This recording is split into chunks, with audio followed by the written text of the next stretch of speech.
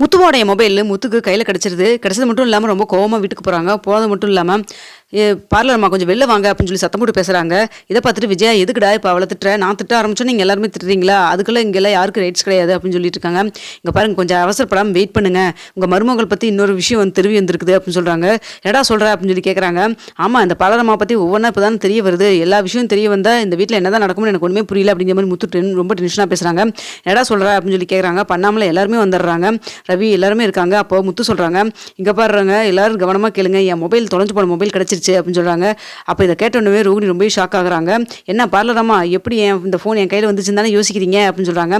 அப்போ விஜய் சார் கேட்குறாங்க, என்னடா உனக்கும் ஃபோன் வந்துச்சுன்னா அந்த ஃபோன் வந்துச்சுன்னா அதை வேலையை பார்க்க வேண்டியதானே, அதை விட்டு எதுக்கிட்ட எல்லாத்தையும் கூப்பிட்டு இப்போ பிரச்சனை பண்ணிட்டு இருக்க அப்படின்னு சொல்லி கேட்குறாங்க. இந்த ஃபோன் காணாமல் போச்சு இல்லை, இந்த ஃபோனை திருடினது யார் தெரியுமா? அதான் உங்கள் அருமை மருமக இந்த ரோகிணி தான் அப்படின்னு சொல்லி சொல்கிறாங்க.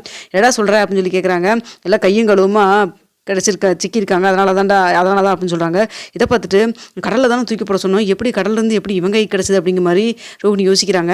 என்ன பார்லரமா, வித்யாட்ட கொடுத்த ஃபோன் எப்படி என் கைக்கு வந்துச்சுன்னு யோசிக்கிறீங்க? அதுதான் விதிங்கிறது. நீங்கள் இப்போ தானே சிக்கினீங்க, இப்போ தான் வந்து அந்த ஃப்ராடு பண்ணி 30 லட்ச ரூபாயை ஏமாற்றி கடைய ஆரம்பிச்சிங்கன்னு சொல்லி ஒரு விஷயம் வெளில வந்தது. அடுத்ததாக பார்த்தீங்கன்னா மறுபடியும் வந்து இந்த விஷயத்தில் வந்து மாட்டிருக்கீங்க, என்ன பதில் சொல்ல போகிறீங்கன்னு தெரியலையே அப்படின்னு சொல்லி சொல்கிறாங்க. இங்கே பாருங்க முத்து, தேவையில்லாமல் எந்த ஒரு ப்ரூஃபும் இல்லாமல் மேலே பழி போட்டுட்டு இருக்காதீங்க அப்படின்னு சொல்லி ரொம்ப கோவமாக பேசுகிறாங்க. அப்போ மனோஜ் ரொம்ப கோவப்பட்டு, ஏடா ஆளாளுக்கு அவளை வந்து ஏதோ சொல்லி திட்டிகிட்டே இருக்கீங்க, என்னடா நடக்குதுங்க அப்படின்னு சொல்கிறாங்க. டேய் முட்டாளே, படித்த முட்டாளே, உங்களோட வாழ்கிறவங்களை பற்றி என்னன்னு கூட தெரிஞ்சுக்காம தான் நீ இருக்கடா அப்படின்னு சொல்கிறாங்க.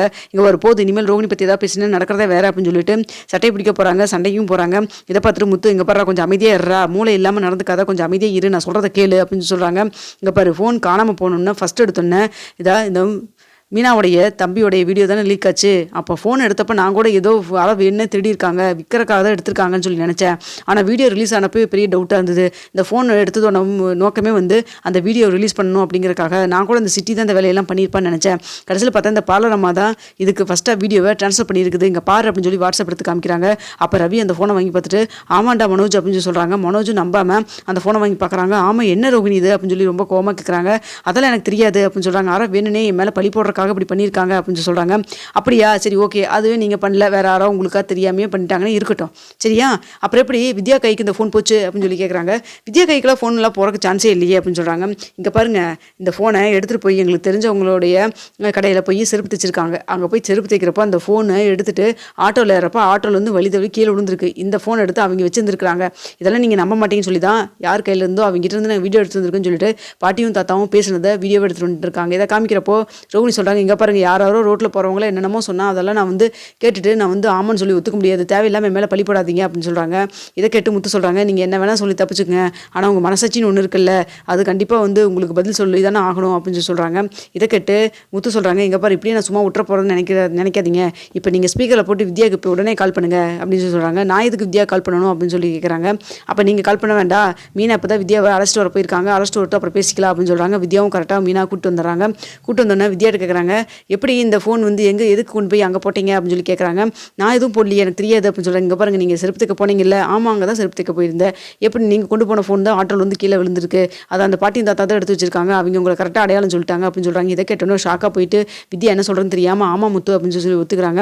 அப்போ ரோகிணி என்ன சொல்கிறேன்னு தெரியாமல் இப்போ முடிச்சுட்டு இருக்காங்க. அப்போ விஜயா சொல்கிறாங்க, எத்தனை விஷயத்தான் மறைச்சிட்டு இருக்க, எதுக்கு நீ இந்த வீடியோ எடுத்து வெளியில் ரிலீஸ் பண்ணணும் சொல்லு அப்படின்னு சொல்லி சொல்கிறாங்க. ஆன்ட்டி, இது நான் பண்ணல, சிட்டி கிட்ட தான் கொடுத்துட்டேன், சிட்டி தான் இந்த வேலையை பார்த்தான் அப்படின்னு சொல்கிறாங்க. சிட்டிக்கு உனக்கு என்ன சம்மந்தம் இருக்குது அப்படின்னு சொல்லி கேட்குறாங்க. நான் கொஞ்சம் பணம் அவங்ககிட்ட வாங்கியிருந்தேன் அப்படின்னு சொல்கிறாங்க. இதை கேட்டு மனோஜ் ரொம்ப கோவப்படுறாங்க. என்ன ரோகிணி நடக்குது, எதுக்காக பணம் போய் என் கடன் வாங்கினேன், இப்போ என்ன வட்டி முதல்ல கட்டணும் இல்லை, எவ்வளோ கொடுக்கணும் அப்படின்னு சொல்லி கேட்டுருக்காங்க. அப்போ முத்து சொல்கிறாங்க, இங்கே பாரு, கூட இருக்கவங்க என்னமோ ஒளிவு மறைவு இல்லாமல் வாழ்கிறீங்கன்னு அடிக்கடி வாய்க்கு வை சொல்லிப்பீங்க, இப்போ ரோகிணி எவ்வளோ தூரம் மறைச்சிட்டு இருக்காங்கன்னு பார்த்தீங்கல்ல, இந்த பார்லர் அம்மா இன்னும் நிறைய விஷயத்தை மறைச்சிருக்குது எனக்கு தெரியும் அப்படின்னு சொல்கிறாங்க. இதெல்லாம் பார்த்துட்டு அண்ணாமலை ரொம்ப டென்ஷன் ஆகுறாங்க. என்ன ரோகிணி நடக்குதுங்க, நீ எல்லாம் எவ்வளோ பெரிய நல்ல பொண்ணு நினச்சிட்டு இருந்த அப்படின்னு சொல்லிட்டு இருக்காங்க. அப்போ விஜயா சொல்கிறாங்க, எப்பேற்பட்ட வீட்டிலேருந்து வந்தேன்னு சொல்லிட்டு நான் தான் மீனாக்கிட்ட அடிக்கடி உன்னை சொல்லிட்டு இருப்பேன், இப்போ என் மூஞ்சில் திரும்ப கருகி பூசிட்டே இருக்கில்ல அப்படின்னு சொல்லி பேசிட்டு இருக்காங்க. இதெல்லாம் பார்க்குறப்போ நீ பொய் சொல்லிகிட்டே தான் இருக்க போல இருக்கு, எனக்கு என்னமோ உங்கள் அப்பா மலேசியாவில் இருக்காங்கிற விஷயத்த நம்புற மாதிரி எனக்கு தெரியல அப்படிங்கிற மாதிரி விஜயா சொல்கிறாங்க. இதை கேட்டுட்டு அப்போது எதுவுமே சொல்லாமல் ரோகு நின்றுருக்காங்க. இங்கே பாருங்கள், என்னைக்கு இருந்தாலும் ஒரு நாள் கையும் கழுவுமா சிக்குவீங்கல்ல அப்படிங்கிற மாதிரி முத்துவும் சொல்கிறாங்க. அப்போது முத்துக்கிட்ட ரோஹிணி சொல்கிறாங்க, இங்கே பாருங்கள், தேவையில்லாமல் ஒவ்வொன்றா புதுசாக என் மேலே பழி போட்டுருக்காதீங்கன்னு சொல்லிட்டு இருக்காங்க.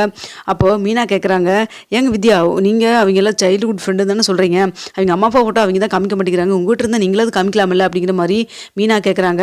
வித்யா இல்லைங்க என்கிட்டலாம் அதெல்லாம் எதுவும் இல்லைங்க அப்படின்னு சொல்கிறாங்க. அது அப்படியே 2 பேர்த்துக்கிட்ட ஒரே மாதிரி ஃபோட்டோவில் எதுவுமே இருக்காதா அப்படிங்கிற மாதிரி முத்துவும் கேட்குறாங்க.